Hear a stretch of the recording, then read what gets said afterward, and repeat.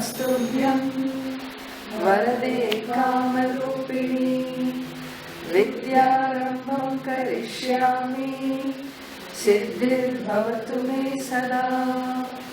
ॐ सहना भवतु सहनौ भुनक्तु सह वीर्यं करवावहै तेजस्विनावधीतमस्तु मा विद्विषावहै। ॐ शान्ति शान्ति शान्तिः। ॐ पार्थाय प्रतिबोधितां भगवता नारायणेन स्वयं व्यासेन ग्रथितां पुराणमुनिना मध्ये महाभारतम् अद्वैतामृतवर्षिणी भगवती अष्टादशाध्यायिनी अम्ब त्वामनुसन्दधामि भगवद्गीते भवद्वेषिणी। यं ब्रह्मा वरुणेन्द्ररुद्रमरुतः स्तुन्वन्ति दिव्यैस्तवैः वेदैः साङ्गपदक्रमोपनिषदैः गायन्ति यं सामगाः।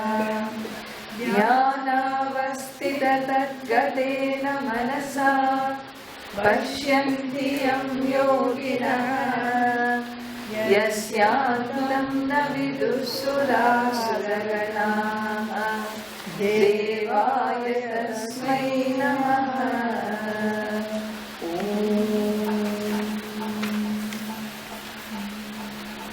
Second chapter, verse 26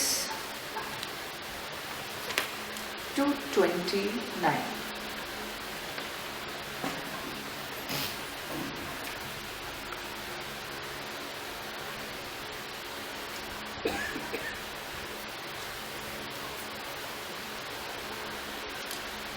अथ द्वितीयोऽध्यायः। श्रीभगवानुवाच अथ चैनं नित्यजातं नित्यं वा मन्यसे मृतं तथापि त्वं महाबाहो नैवं शोचितुमर्हसि। जातस्य हि ध्रुवो मृत्युः ध्रुवं जन्म मृतस्य च तस्मात् अपरिहार्येते न त्वं शोचितुमर्हसि। अव्यक्तादीनि भूतानि व्यक्तमद्यानि भारत अव्यक्तनिधनान्येव तत्र का परिदेवना।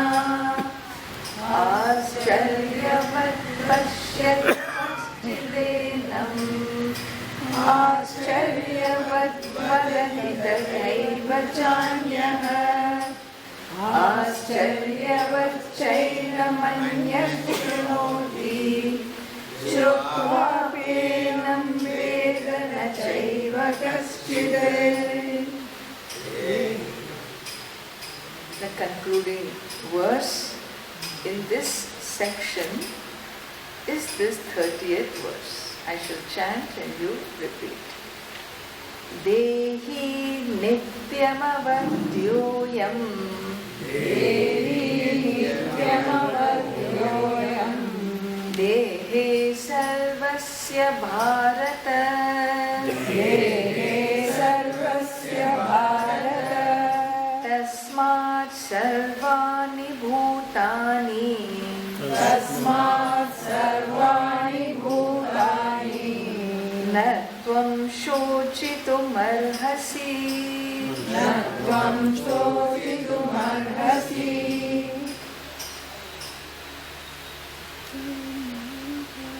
So here in the second chapter, Bhagavan gives in 5 different, perspectives. 5 different perspectives.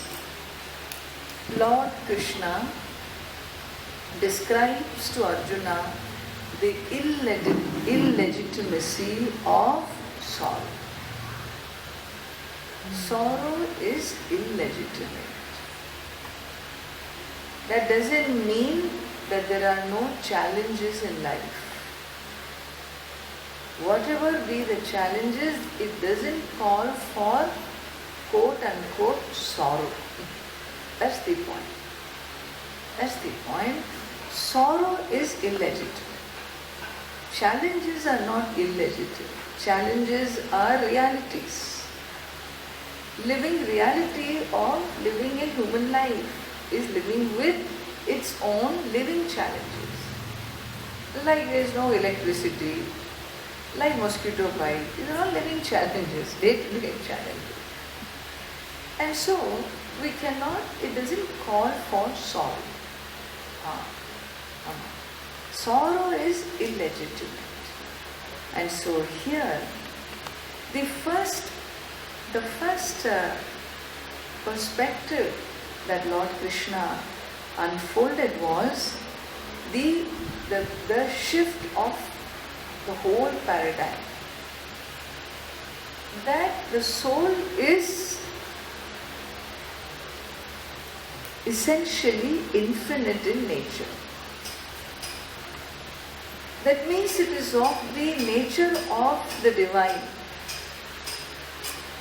And therefore, what are you afraid of? The fear of death of your loved ones, which is causing sorrow, is illegitimate because each soul is nothing but the reflection of the divine. This is argument number 1. This is really the ultimate Brahmastra. He uses a Brahmastra first. I'll tell you why later on. He uses the Brahmastra first. He gives what you call the final stroke is really the one and only stroke, and that is declared first. Then he goes on to say that the soul may be infinite. We always say, I am not talking about the soul, I am talking about death of the body only. And this death of this body itself is a source of my worry. So, the second set of argument is, even the anatma, that which is not atma, even matter is not the sorrow given to the finite nature of matter is also illegitimate. Anatma api ashocyaha. Atma ashocyaha, anatma api ashocyaha. Anatma is also not deserving of your grief. Why? Because it is anatma. It has a nature. Its nature is given to birth and death and birth and death. Birth, birth, birth, birth, or death, death, death, death, whichever way you look at it, that is its nature. Its nature is a changing nature. What is it to grieve? It is something to understand the changing nature of that which is not eternal. And so the second set of arguments, which began from verse number 26, concludes in verse number 30. So he says, did we chant? Do you repeat? Yeah, we repeat it again. So, Dehi Nityam Avadhyaha. The Atma can never be slain. In all the living beings, all the beings, wherever a body is, in a body is soul. That soul can never be slain. He says, Therefore what? Tasmat, therefore why are you grieving? You should not grieve. Grief is illegitimate. Tasmat natrum shochitum arhasi. Tasmat natrum shochitum arhasi. Only difference is with respect to living beings, that infinite light we call him Atma. With respect to the world we call that light Brahman, Ishvara, Lalita Ambika. Whatever, whether she is Amban or whether he is Purusha or he is Shiva or Narayana, with respect to the Srishti, that infinite light gains different names in this tradition. But whatever that infinite that's here, you don't say Lalitambika, Hayoyo. Atma. Paramatma, Jivatma. These are expressions to show that the reflecting consciousness that is here and the consciousness which is outside, Bhagavan says, it is not two, it is one. And so, even though the body will be destroyed, Atma cannot be destroyed. Okay. And it is something like, when you heat up water, okay, you heat up water. Water is now hot. What is manifest in this water? Heat. Is the swarupa of this fire, which is light and heat, which nature of fire is manifest in water? Only heat. Is the light also manifest in fire, in water? No. So even though the fire has light and heat essential to it, intrinsic to it, when it reflects in another object called water, maybe both will be there, maybe only one nature will reflect. You understand? It's a very, very important point. And therefore, just like in hot water, only heat, which is the essential nature, the swarupam of fire is heat and light. But when you look at hot water, only heat has come through. Ade madri. Exactly like that. In the body, in this matter, Atma, infinites, nature called Sat and Chit and Ananda, all three are reflected in this body. The consciousness is reflected, the existence is reflected, and the Ananda, the infinite Swarupa also can be reflected when the body, when the system is ready for it. What about the world outside? What about this stand here? In this stand, consciousness is not reflected. In this matter, it is reflected. In this matter, consciousness is not reflected. Is Ananda reflected? Ananda is not. In fact, nothing is reflected. No reaction. You can tap, you can mash, and no reaction. Then what is reflected of that infinite nature? Only Sat. The stand is existence alone is in matter. External matter, Satta. The Sat. The mic is, the carpet is, the table is, the chair is, the fan is, the light is. What happens when the mic is not? Something else is. Isness is the unqualified existence which gets qualified by a specific object's nama rupa. Satta is, existence is. what sthayi is unqualified, it ever is. That's why we say Satya. Satyam Brahma. Sad Vastu, these are words. Existence doesn't belong to object, existence belongs to the infinite. But the infinite is not just existence, it's also consciousness. But that consciousness is not seen in object. Where is it seen? Where the reflecting medium, the matter which is a reflecting medium, is equipped to reflect. This is not equipped to reflect. This is equipped to reflect. It has something called a subtle body, and therefore two components of that nature is manifest.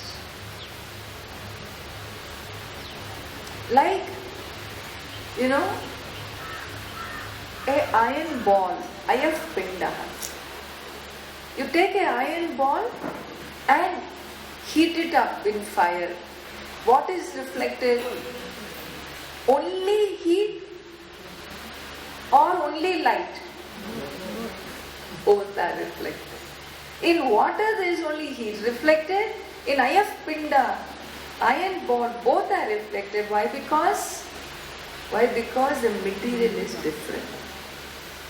So too, one infinite light, ego devaha sarva bhuteshu buddha. The same consciousness which is here, light principle which is here, is there, is in that bird, is in this tree, is only one consciousness principle. But the reflecting medium makes the consciousness look rudimentary in some places, enlightened in other places. In between there are many levels of reflection. Sat aspect is universal. Chir aspect is questionable. Because there is matter which remains inert, there is matter which remains sentient, which becomes sentient. And therefore Chidamsha of the infinite can be different. Sadamsha is universal. Ananta Swabhava is again specific to the reflecting medium. Here Bhagavan says, Hanyama, even if the body is destroyed, Atma is not destroyed because it is ever asat, sat, sat, asti. And therefore this Dehi Nityam Avadhyaha never can be killed, never subject to killing, and therefore why are you mourning? Stop mourning. Stop mourning. Having said this, here we have covered Anatma Api Ashocya. Then he moves to another argument. This third argument is, in Bhagavan, based on you are being told to do only what is your swadharma. Why are you weeping? You are swadharma, you have a duty, your responsibility. Do your duty. You are a mother, do your duty as a mother. You are a father, do your duty of a father. Why are you weeping? You don't want to do? Then why did you become a father if you didn't want to perform the duty of a father? So this called, coming to Vyavahara. Iduvaraikkum, Bhagavan is in a different paradigm.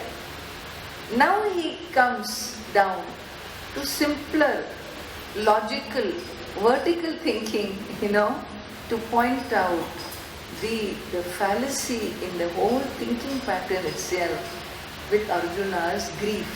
So, 31st verse onwards, let us see the next argument. Swadharmamapi chavekshya न विकम्पितुमर्हसि